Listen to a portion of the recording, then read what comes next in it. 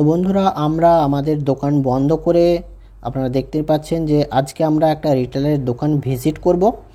তো যাচ্ছি খুব একটা দূরে না, কারণ রিটেলারের দোকানটা আমার দোকানের থেকে মাত্র 4 থেকে 5 কিলোমিটারের মধ্যেই আছে। তো দাদার দোকান একদমই আপনারা দেখতে পাবেন যে মাঠের ধারে, এবং দাদা ইউনিক কাজ করেন, যেগুলো কিন্তু ইউনিক এক ধরনের কাজ। তার জন্য কিন্তু কাস্টমার রেঞ্জের কোনো প্রবলেম হয় না, কাস্টমাররা কিন্তু দাদার দোকানে চলে আসে। তো প্রায় চলে এসেছি আমরা, এটাই কিন্তু সেই দাদার দোকান, যে দাদার দোকানে আজকে আমরা ভিজিট করছি। এবং এখানে আপনারা দেখতে পাচ্ছেন যে উপরে যে কাজগুলো হয়, সেই কাজগুলোর একটা ব্যানার কিন্তু দাদা বানিয়ে রেখেছে, এবং আমি দাদার দোকানে। তো বন্ধুরা, আজকে আমরা একটা দোকান ভিজিট করতে এসেছি। এটা কিন্তু একদমই নতুন দোকান, ইদানিং মাত্র 1 মাস হলো দোকানটা ওপেনিং হয়েছে, এবং আমাদের সঙ্গে আছে দোকানের ওনার, যিনি দোকানটা ওপেন করেছেন। আজকে আমরা আইডি বানিয়েছিলাম, দুটো কোম্পানির আইডি বানিয়েছিলাম। যে কোম্পানির আমি পিভিও আছি সেই কোম্পানির আইডিও আমি বানিয়েছি, এবং আরেকটা কোম্পানির আইডিও বানিয়েছি, এবং সেটাতে আমি কিন্তু দাদাকে মাইক্রো এটিএমে দিয়েছি। মাইক্রো এটিএম কিন্তু কাজ করছে, মাইক্রো এটিএম অ্যাক্টিভ হয়ে গিয়েছে, কিন্তু এইপিএস অ্যাক্টিভ হয়নি। আজকে আমরা এইপিএস অ্যাক্টিভ করার জন্য দাদার দোকান ভিজিট করছি, এবং দাদাকে কিছু কোয়েশ্চেন করব যে কিভাবে মানে কেন দাদা এই দোকান ওপেন করলো, কারণ কি, এবং এর আগে দাদা কি কাজ করতো, সমস্ত কিছু কিন্তু আমরা দাদার কাছে শুনবো।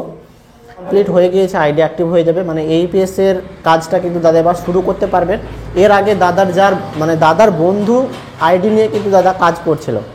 তো চলুন দাদার কাছে আমি মাইকটা দিয়ে দেবো, এবং দাদারকে কিছু কোয়েশ্চেন করবো। এবং দাদা, আপনার দোকানের অ্যাড্রেস কি আছে, যদি আপনি বন্ধুদের যদি আপনি বলেন। আমার দোকানের নাম হচ্ছে রুস আইটি সলিউশন, অ্যাড্রেস হচ্ছে আন্দি, কালীতলা, মুর্শিদাবাদ।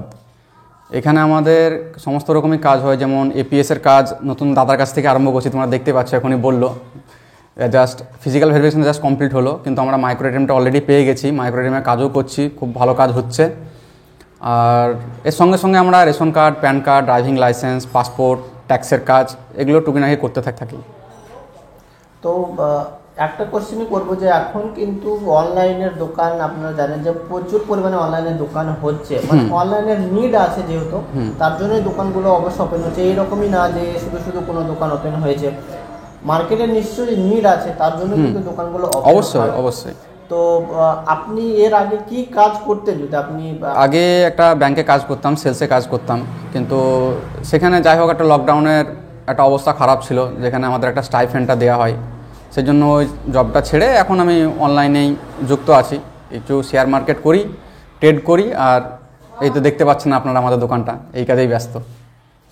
এবং আগে কিন্তু দাদা অলরেডি অন্য একটা কোম্পানি রেজিস্টার ছিল, মানে আমি যতদূর শুনেছি অন্য একটা বিজনেসে দাদা ছিল, এবং ওইটা কি এখনো চলছে না বন্ধ হয়ে গেছে? না, ওটা বন্ধ করে দিচ্ছে, এখন আপনার কাছেই নতুন আরম্ভ করেছি, এতেই কাজ চলছে।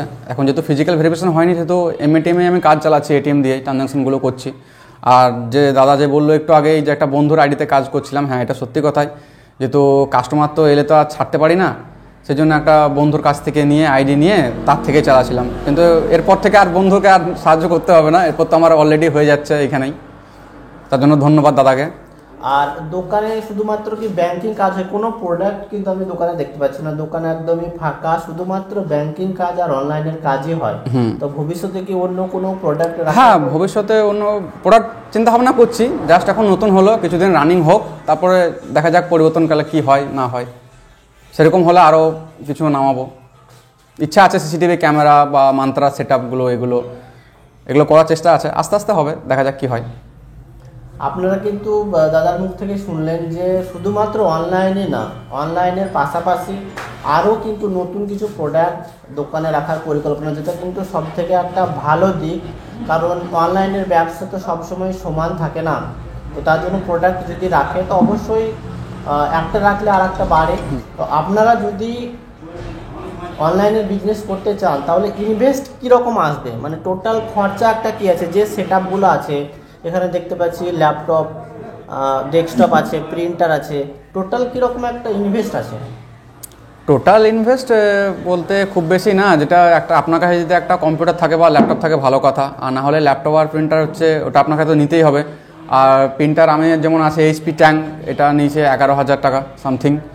আর আমার কাছে ল্যাপটপ আগে থেকেই ছিল, জাস্ট ডেস্কটপটা আমি একটা নিয়েছি নতুন। আর এই টুকটাক করে সেট আপ 40-50 হাজার টাকা হলে আরামসে একটা দোকান করা যাবে। তাহলে কিন্তু 50,000 টাকা ইনভেস্ট করার পরে কিন্তু ব্যবসা শুরু করছে।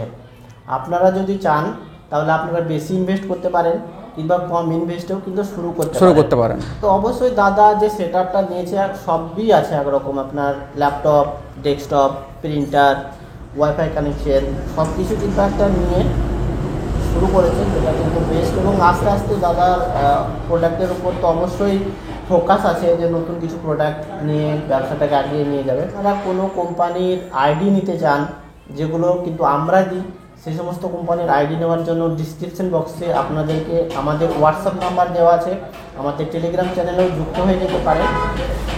ধন্যবাদ সবাইকে ভিডিওটা দেখার জন্য।